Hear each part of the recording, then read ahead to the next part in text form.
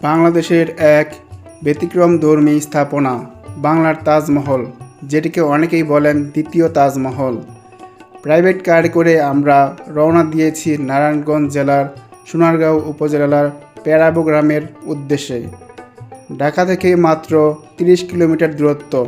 যাত্রা খুব বেশি দীর্ঘ নয়, কিন্তু গন্তব্যটা সত্যিই চমকপ্রদ।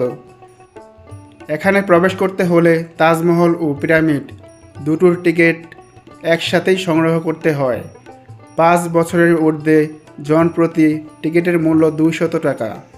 প্রতিদিন সকাল 9টা থেকে সন্ধ্যা 7টা পর্যন্ত খোলা থাকে বাংলার তাজমহল। দূর থেকেই চোখে পড়ে সাদা পাথরের তৈরি এক অপূর্ব স্থাপনা। প্রথম দেখাতেই মনে হয় এ যেন আগ্রার তাজমহলেরই এক ছায়া। এই বাংলার তাজমহল নির্মাণ করেছেন নারায়ণগঞ্জের শিল্পপতি ও চিত্রকার আহসানুল্লাহ মনি।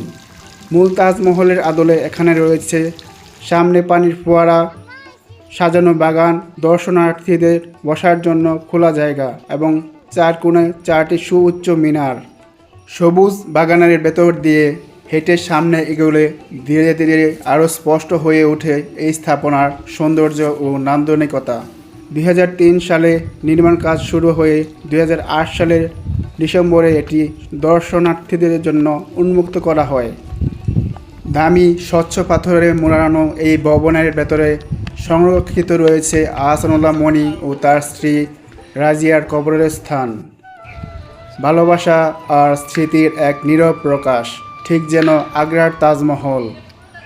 বাংলার তাজমহল শুধু একটি দর্শনীয় স্থান নয়, এটি বাংলাদেশের পর্যটন মানচিত্রে একটি ব্যতিক্রমী সংযোজন। আপনি চাইলে একদিনের প্ল্যানে এর আশেপাশে আরও দর্শনীয় স্থানও সহজেই ঘুরে আসতে পারেন। ঘোরাঘুরি শেষে যখন বের হয়ে আসছি, মনে হচ্ছে অল্প সময়ের জন্য হলেও ইতিহাস, শিল্প আর ভালোবাসার এক ভিন্ন জগতে ঢুঁ মেরে এলাম।